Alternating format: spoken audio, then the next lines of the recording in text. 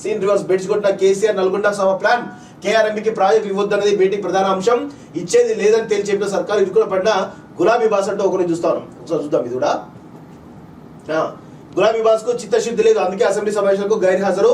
ఇరుకాటంలో BRS నేతలు పీపీటీలోను గత తప్పిదాల ప్రస్తావన అంటూ ఒకరు చూస్తాను.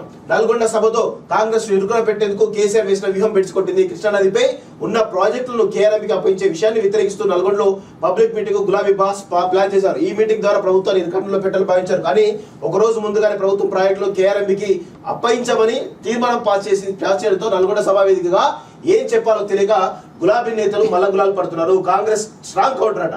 అసెంబ్లీ ఎన్నికల్లో ఓటమి తర్వాత అనారోగ్య కారణాలతో మొన్నటి వరకు ప్రజలకు అనారోగ్య కారణాలు లేవు, తొక్కలేదు, తోటకూరలేదు. అంతా అసెంబ్లీలో నా పరువు ఎక్కడ తీస్తాడో, రేవంత్ రెడ్డి నా ఇజ్జత్ మొత్తం ఎక్కడ తీస్తాడో అని అసెంబ్లీకి రాకుండా భయపడుతున్నాడు. రేవంత్ రెడ్డి అంటే కేసీఆర్ కు చిచ్చు పడతా ఉంది. వాస్తవం చెప్పాలంటే చిచ్చు లిటరల్ చిచ్చు పడతా ఉంది. నిజంగా చిత్తశుద్ధి ఉన్నట్టు పోవాలి. ఎందుకు రేవంత్ రెడ్డికి భయపడుతున్నావా? రేవంత్ రెడ్డి నిన్ను ఇజ్జత్ ఇస్తాడు, నీ ఇజ్జత్ మానవ లజ్జత్ ఇస్తాడని చెప్పేసి భయపడుతున్నావా? నిజంగా చిత్తశుద్ధి ఉంటే పోవాలి. రేవంత్ రెడ్డి భయపడకపోతే పోవాలి. ప్రజలకు దూరంగా ఉన్న మాజీ సీఎం కేసీఆర్ ఈ మధ్య కోరుకొని పార్టీ మీటింగ్ లో హాజరయ్యారు. ప్రతిపక్ష లీడర్ హోదాలో ప్రజలకు వెళ్లేందుకు కృష్ణా జలాల అంశాన్ని అస్త్రంగా చేసుకొని భావించారు. అందుకు నల్గొండ సభావేదికగా కృష్ణానదిపై ఉన్న ప్రాజెక్టులను కేఆర్ఎంబీకి అప్పగించే విషయాన్ని వ్యతిరేకిస్తూ పోరాటానికి రెడీ అయ్యారట. కానీ ఈ లోపే కాంగ్రెస్ ప్రభుత్వం అసెంబ్లీ వేదికగా కేసీఆర్ ఇరుకున పెట్టేందుకు బీఆర్ఎస్ హయాంలో కృష్ణా ప్రాజెక్టులు కేఆర్ఎంబీకి అప్పగించేందుకు ఎలాంటి చర్యలు జరిగాయో పవర్ పాయింట్ ప్రజెంటేషన్ ద్వారా చూపించింది. నాటి ప్రభుత్వ వైఫల్యాల వల్లే ప్రాజెక్టులు కేఆర్ఎంపీకి అప్పగించే ప్రక్రియకు నాంది పడిందని సాక్ష్యాలతో సహా వివరించింది. కానీ తమ ప్రభుత్వం ప్రాజెక్టులు కేఆర్ఎంపీ అప్పగించాలని తీర్మానం చేసింది. కృష్ణా జిల్లా అంశంపై అసెంబ్లీలో చర్చ జరుగుతున్న సమయంలో కేసీఆర్ సభకు వచ్చి చర్చలో పాల్గొని ఉంటే బాగుండేదని బీఆర్ఎస్ ఎమ్మెల్యేలు తమ ఇంటర్నల్ మీటింగ్ లో అభిప్రాయపడ్డారు. కాంగ్రెస్ ను ఎండగట్టే ఛాన్స్ వచ్చినప్పుడు సభకు దూరంగా ఉండడం వల్ల విమర్శల పాలయ్యమని ఆవేదన చెందారు. కాంగ్రెస్ తప్పిదాలను ఎండగట్టేందుకు సభలో వచ్చిన అవకాశాన్ని వదులుకున్నామని పెదవిరుస్తున్నారు. అయితే అసెంబ్లీ తీర్మానం తర్వాత నల్గొండ సభ వేదిక ఏం చెప్పినా మైలేజ్ రాదని దక్షిణ తెలంగాణకు చెందిన బీఆర్ఎస్ ఎమ్మెల్యే అభిప్రాయం వ్యక్తం చేస్తున్నారు. సో ఇట్లా మనోని కేసీఆర్ యొక్క అసలు వాస్తవంగా కేసీఆర్ అపరచారకుడు అంటారు కదా.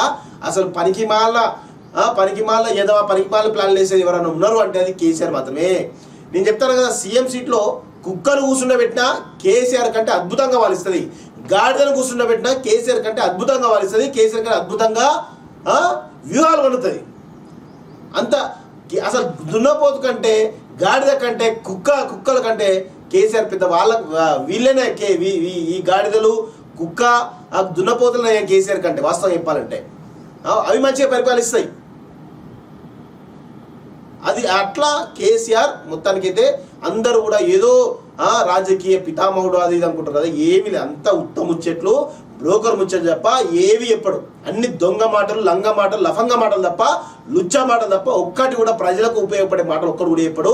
అన్ని అబద్ధాలే, అన్ని అబద్ధాలు చెప్పడే. ఆ జీవితం అంతా అబద్ధాలే. ఆ అబద్ధాలతో పుట్టి అబద్ధాలతో మంద అవుతున్నట్టున్నాడు. ఆ కొత్త బ్రాండ్ దొరికింది, అబద్ధాల బ్రాండ్ ఏమైనా దొరికిందేమో అన్ని తాగుతా ఉన్నాడు. ఆ తాగి మొత్తం ప్రజలకు వచ్చి ఆ మత్తులో అబద్ధాలు చెప్పి పబ్బం కట్టుకునేటువంటి దొంగ కేసీఆర్.